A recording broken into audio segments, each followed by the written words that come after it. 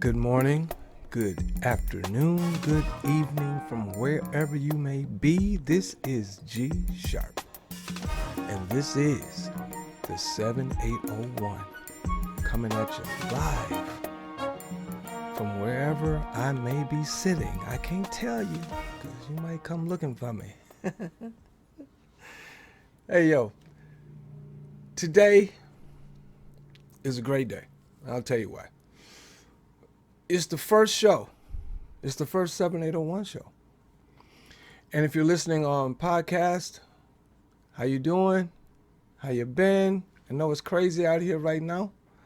I'm in the Twin Cities, aka Erotic City. And if you're watching on video, as you can see, I'm in the lab where I cook up music, where I talk, where I pontificate. And today I'm going to start this podcast, first of all, and this vlog by saying we had all intention of me and Hucky being here together tonight. But Hucky owns a security service. And as you know, there's a lot of stuff going on in the Twin Cities as of, today. It's June 1st, 2020, as a matter of fact. And he's got details that he has to run. He's got people working all around the clock and all around the world. And he couldn't be here for the first show, guys. That's how crazy this world is right now. But as you know, G Sharp gonna keep it moving. Absolutely, baby. Now, the first show was supposed to begin talking about, well, we were gonna do a season. Season 1 was going to be titled Purple Rain. And why? Because Purple Rain, that era, is how Hucky got involved with the 7801, Prince, Purple Madness, and it's also the same time period that I got involved. So since Hucky's not here, I'm going to talk about me. And you guys, if you know me, you know I don't have no problem talking about me. But anyway, let's start where it all began for me. And this is my 7801 story. Okay. I was born and raised in Memphis, Tennessee. And I joined my first band. The first band I was ever in was called Fingerprint. And they asked me to join this band, and I joined it. And we were playing gigs and doing stuff, and we got to be like the baddest band in town. And why? Because we never said we're going to make our band the best band in Memphis. No, we didn't care about that. We'll make our band the best band in the Mid-South. No, we didn't care about that. We wanted to be the best band on earth. So our competition was not the local bands. Our competition was Prince, The Time, right? Those people, Duran, Sting, right? We were trying to compete with the big boys, right? So that's the approach we took to playing. That's the approach we took to being a great musician. Now, let's fast forward. We get to be really great. We're doing really great things around town, but we're still just local. And we played a local bar in Memphis called the Western Frontier. I think it was on Lamar. And it was a traditionally what you would call a black bar. Played mostly R&B, soul, some blues on one particular night. You know how it works. And the owner, whose nickname was Tojo, who was actually grew up in my neighborhood, like a block from me, right? Tojo used to always get on us and say, man, Fingerprint, man, y'all always playing that rock, man. Y'all can't play no, how come y'all couldn't play no Tyrone Day? Right? And that just wasn't who we were. We wanted to be a lot of things. We didn't want to get pigeonholed. So we played some rock music, but we played some funk, and we played some soul, and we played some rap a little bit, and we did all kind of stuff, right? But this particular night, we were all about Prince. And we probably did 6 Prince songs that whole night. And at the end of one set, I'm doing Darling Nikki. I'm on the floor. I'm doing that, all that deal, humping the floor, the whole deal. And people knew because they had seen us do it before. They knew when we get ready to do Darling Nikki, you can dance on the dance floor for a minute. But by the time G step off that stage, get out the way because he's going to be humping the floor and the spotlight's going to be on him and it's going to be this whole thing, right? So we get done.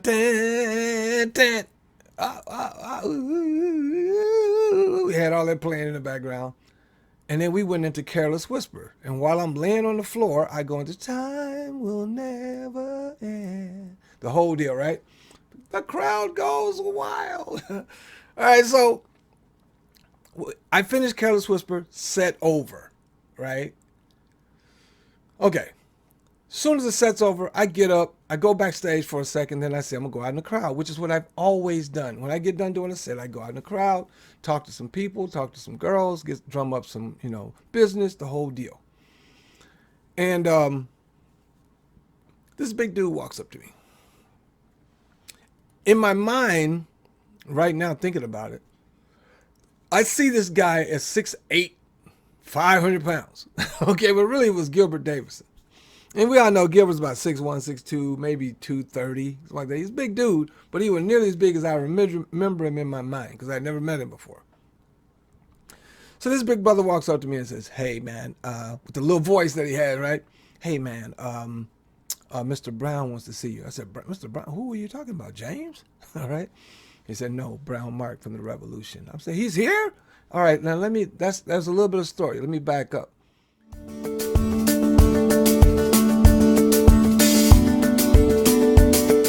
System I've ever used as far as customer appreciation is spanking people, and they really appreciate being thanked. We were the highest priced salon around, and our customers stayed with us because we made them feel special. We sent them thank you cards. And in today's world, imagine doing this instead of a Facebook post where it's gone in an instant on social media. I have mentioned send out cards in probably 4 or 5 of my books. And the only reason I keep doing that is I think it's a fantastic product. Sending that birthday card got me a $330,000 listing. The real card shows up in a real mailbox. It doesn't get lost in the online clutter. It is different than any form of digital communication, and it leaves a lasting impression that you can't find in a tweet or post. Sendout Cards is using incredible technology to revolutionize the greeting card and gifting industry. This system makes it easier to be kind, whether in your personal life or your business.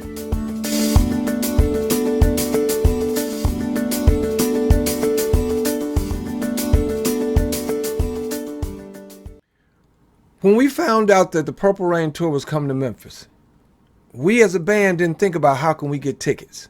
We weren't thinking about let's go see the show. We were thinking about how can we get somebody from that tour to show up and see our band.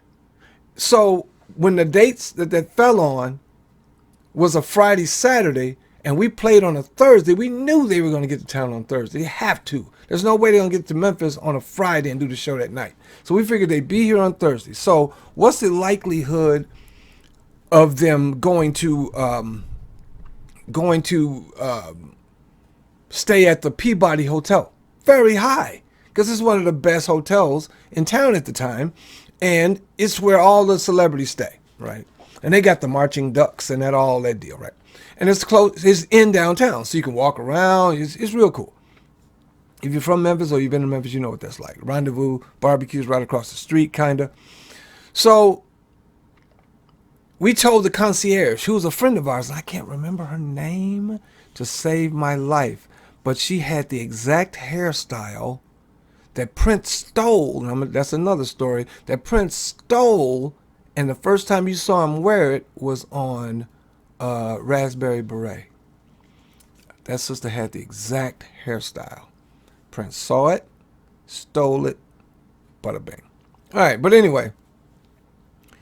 So we told her, we said, listen, if you see anybody, security, roadie, band member, anybody, talk them into coming down to the show. Here's some free tickets, 4 or 5 of them. We'll give you 10 of them. Just get them to the show, right? So, fast forward.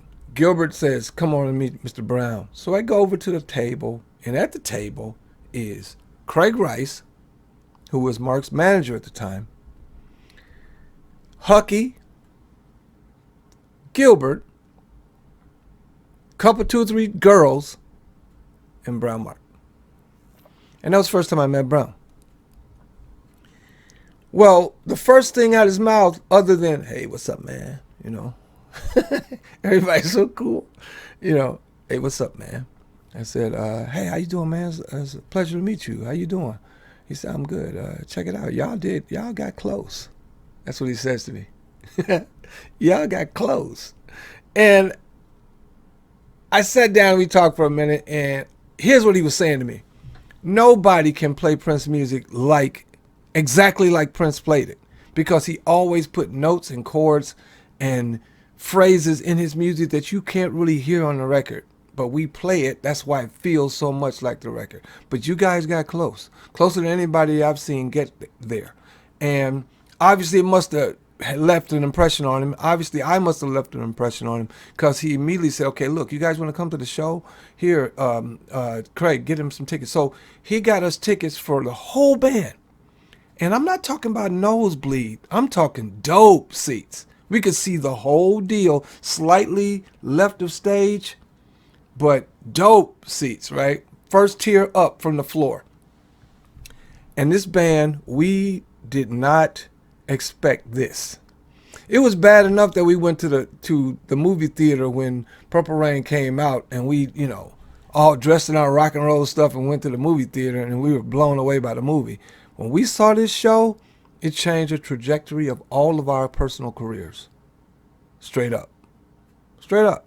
It did. Because it was that transformative. It was that awe-inspiring. And it was one of those kind of deals that when you saw Prince in the Purple Rain tour, Sheila E. opening, and all of them at the end doing Baby I'm a Star, it did one or two things for you as a musician. It either made you say, I'm about to raise my game, which is what we did, or it's going to make you say, I need to go work at the post office. Straight up. It was that deep, right? So fast forward, we go to the show, we check it out. I go to Mark's room after the show. He shows me some music. He lets me hear some stuff. And that day, that night, at about 2 a.m., I'm in his room listening to some music. He's got a keyboard set up, and he's letting me hear stuff like, all kind of stuff, all kinds of cool stuff. Maserati stuff that had not come out yet. I bet you think I want you for my slave. Nobody had heard that. I heard it.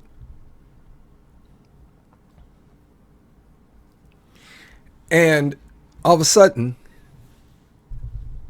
out of nowhere, the door knocks.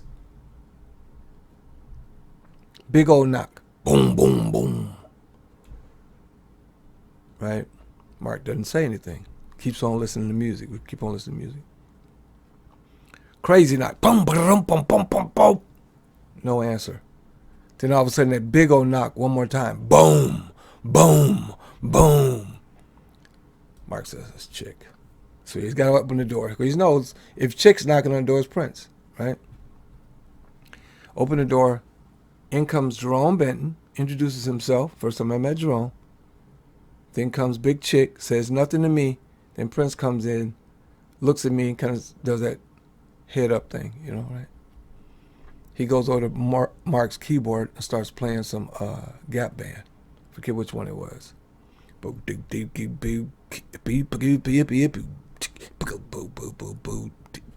Something. He was playing something that sounded like a mix between Bad Mama Jamma and some Gap Band. And he says a couple words to Mark. And then and he said, yeah, this is G. He's a guy I met. He's friends of mine. He's a friend of mine from here.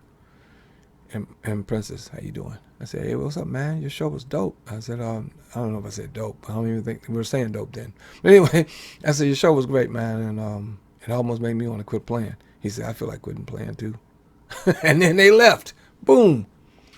And that's how I met Prince. First time I ever met him, Purple Rain tour. And Mark said he always does that.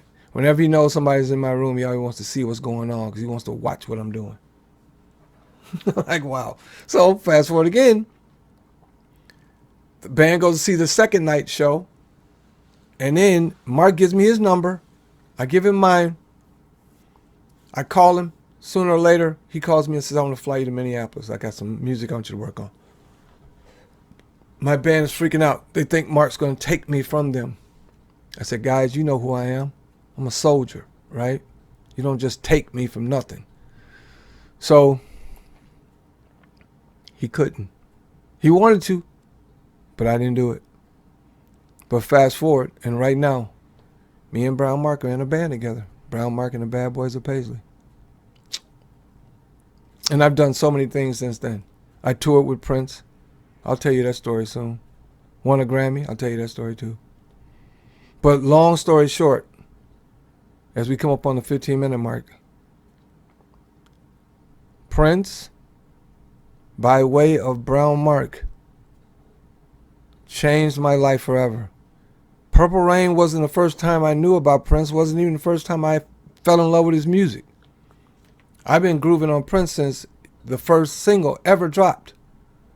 But the Purple Rain tour and meeting Brownmark at that bar, because Brown was always looking for new talent. He came out, he checked us out, he pulled me out. And I've lived in Minneapolis 3 times since then. And here I am again in Erotic City. Well, that's my beginning Purple Rain 7801 story. And I can tell you right now, it is 100% true. Big ups to Hucky, wherever he is right now, crime fighting. And big ups to all of our patrons. If you want to be a patron, go to patreon.com/the7801. And if you're watching on our vlog, you can see all of our social media. And again, this is the 7801 inaugural